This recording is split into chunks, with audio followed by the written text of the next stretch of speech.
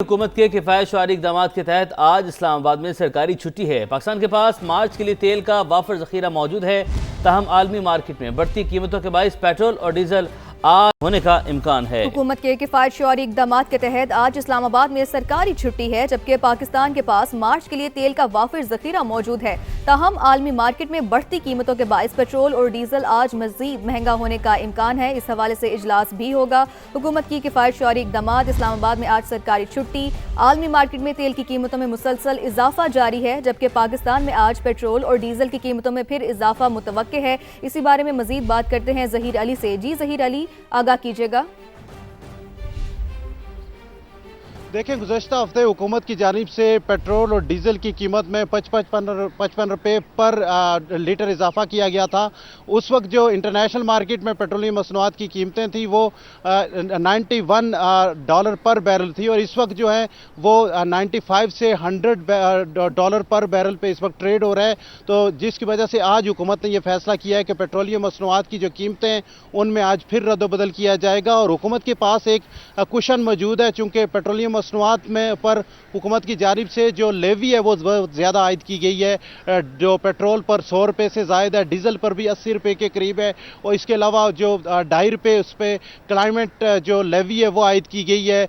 तो अगर हुकूमत उस क्वेश्चन को सामने रखते हुए पेट्रोलियम मसनूआत पर जो लेवी है उसको अगर कम करती है तो फिर पेट्रोलियम मसनूआत की कीमतों में ज़्यादा इजाफा नहीं होगा और आवाम पर ज़्यादा बोझ नहीं पड़ेगा। अगर मार्केट में इस वक्त जो रेट चल रहा है उसको मद्देनज़र रखते हुए हुकूमत की जानिब से फैसला किया गया तो फिर पेट्रोलियम मसनूआत की कीमतें पास ऑन की गई सार्फिन पर, तो एक बड़ा इजाफा मुतवक्की है। चूँकि इंटरनेशनल मार्केट में पेट्रोलियम मसनूआत की कीमतें कभी अचानक ज़्यादा हो जाती हैं और जब कम होती हैं तो मामूली कम होती हैं, और इस वक्त भी जब ये मशरक़ वस्ता की सूरत हाल शुरू हुई थी तो उस वक्त से अगर कंपेयर करें तो तकरीबन $30 पर बैरल तक इसमें इजाफा हो चुका है। और हुकूमत की जानिब से किफ़ायत-शुमारी मुहिम का भी आगाज़ किया गया है।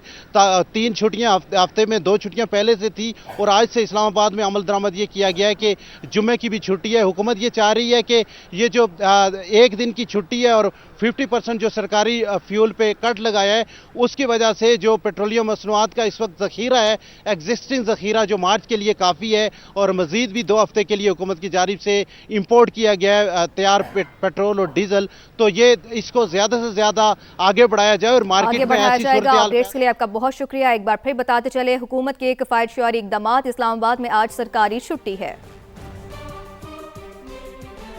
अब बात करें खैबर पख्तूनख्वा में नए अजला के क़याम का सिलसिला जारी है। नए कायमशुदा अजला में अब तक दफातर और इंफ्रास्ट्रक्चर कायम ना हो सका।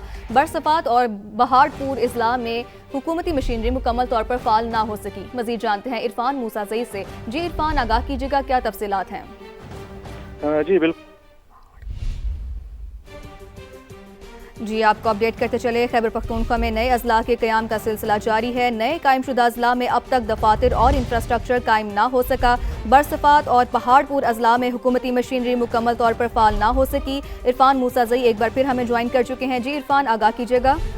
जी बिल्कुल, खैबर पख्तूनख्वा में नए अजला के क़याम का सिलसिला जारी है। नए कायम जो अजला है उसमें जो है अभी तक जो है वो जो पहले से कायम किए गए हैं उसमें इंफ्रास्ट्रक्चर जो है वो कायम ना हो सके, जिसमें जो है वो पहाड़पुर और का जो है वो भी शामिल है। इसी तरह जो है हुकूमत जो है वो नए अजला के का ऐलान तो कर रही है कि बार बार जो है वो नए अजला के, लेकिन उसमें जो है वो जो सहूलियात है वो मुहैया नहीं की जा रही है। इसके अभी जो है वो एक बार फिर जो है हुकूमत ने नए अजला का अपर स्वात है उसका ऐलान किया, और पहाड़पुर के ज़िले जो है वो उसका भी जो है वो ऐलान किया था, लेकिन वहां पर अभी तक किसी किस्म की मशीनरी जो है वो पहुंच ना।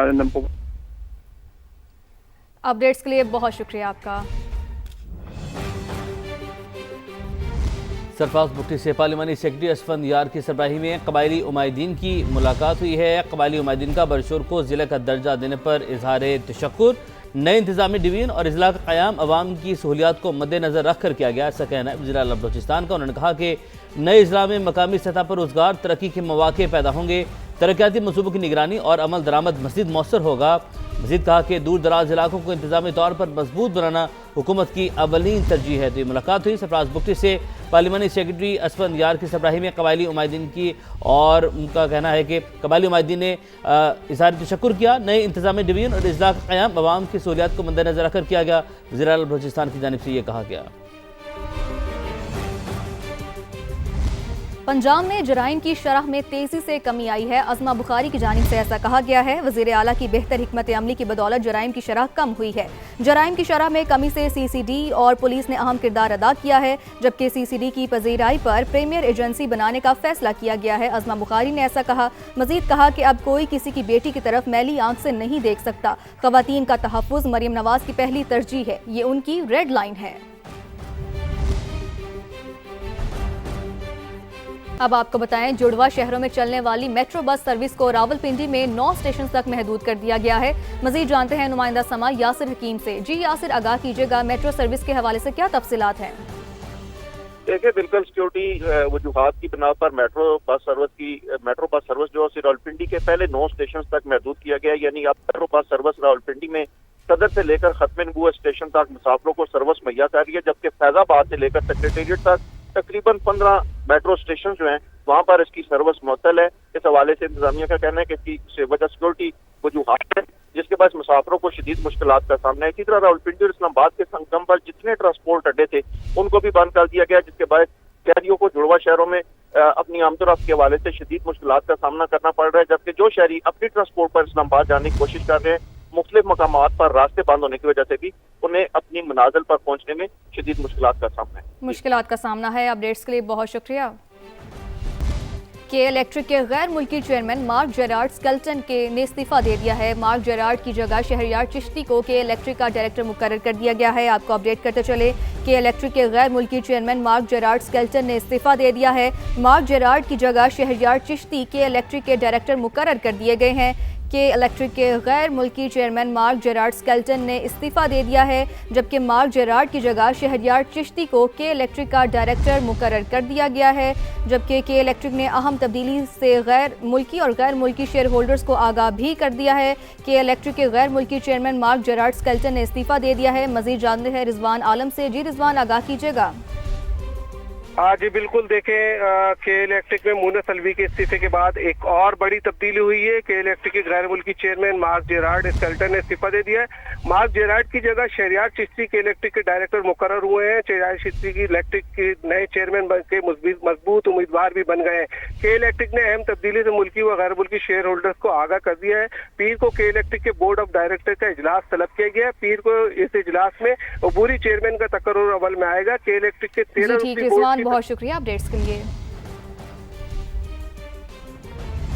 वज़ीर-ए-आज़म हेपेटाइटिस तदारुक प्रोग्राम का आगाज़ अप्रैल से किया जाएगा। इब्तदाई मरहले में इस्लामाबाद, आज़ाद कश्मीर और गिलगित बल्तिस्तान की 31 लाख शहरियों की स्क्रीनिंग होगी। टेस्ट पॉजिटिव बताने पर मरीजों का मुफ्त इलाज किया जाएगा। मजीद जानते हैं टीका खान सानी से। जी टीका, बताइएगा। हेपेटाइटिस सी का मर्ज पाकिस्तान में सेहत का सबसे बड़ा मसला बन चुका है और तकरीबन 1 करोड़ के करीब शहरी जो है हेपेटाइटिस सी का वायरस लेके घूम रहे हैं। इस हवाले से वज़ीर-ए-आज़म ने मिस्र की तर्ज का एक मंसूबा जो है वज़ीर-ए-आज़म हेपेटाइटिस तदारुक प्रोग्राम का बाकायदा तौर पे आगाज़ करने के हवाले से इसकी मंजूरी दी है। 68 बिलियन रुपीज़ इसके लिए रखे गए थे। ताहम अभी सूबों में तो फ़ंड्स की दस्तयाबी ना होने की वजह से अभी मंसूबा ताख़ीर का शिकार है। वज़ीर-ए-आज़म ने फौरी तौर पर वफाकी दारुल-हुकूमत और इसके ज़ेर इंतज़ाम इलाके आज़ाद कश्मीर और GB में ये मंसूबा शुरू करने का बाकायदा तौर पे फैसला किया है। इस हवाले से अप्रैल में ये मंसूबा शुरू होने जा रहा है। 31 लाख शहरी जिनकी उम्र 12 साल से ज़ायद है उनकी स्क्रीनिंग की जाएगी। तमाम बुनियादी मराकज़ सेहत और इसके साथ साथ देही मराकज़ सेहत और टर्शरी केयर हॉस्पिटल जैसे पेम्स पॉलीक्लिनिक, CD हॉस्पिटल, ऐसे हॉस्पिटल्स में अगर पॉजिटिव आता है इन किट्स के ज़रिए हेपेटाइटिस सी का वायरस, तो उसके बाद फिर PCR का टेस्ट किया जाएगा लेबॉर्ट्री। उसके बाद फिर अद्वियात जो है उसके ज़रिए 3 से 6 माह तक मुफ्त इलाज फराहम किया जाएगा। और दूसरे मरहले में यकीनन दूसरे सूबों में भी ये मंसूबा शुरू किया जाएगा। इस्लामाबाद में तकरीबन 16 लाख और आज़ाद कश्मीर में 9 लाख और GB में 6 लाख अफराद का ये स्क्रीनिंग होने जा रही है। वफाकी इलाकों में इस मंसूबे पर तकरीबन 1 अरब रुपए अखराजात आएंगे, वो मुख्तस कर दिए गए हैं। जी अपडेट्स के लिए बहुत शुक्रिया। हुकूमत ने सस्ते घरों के लिए कर्ज स्कीम में तब्दीलियों की मंजूरी दे दी है। स्कीम के तहत कर्ज की ज़्यादा से ज़्यादा रकम 1 करोड़ रुपए तक होगी, जबकि स्कीम के तहत 4 साल में 5 लाख घरों की फाइनेंसिंग का हदफ मुकर्रर किया गया है। मजीद जानते हैं शहजाद अली से। जी शहजाद, आगाह कीजिएगा।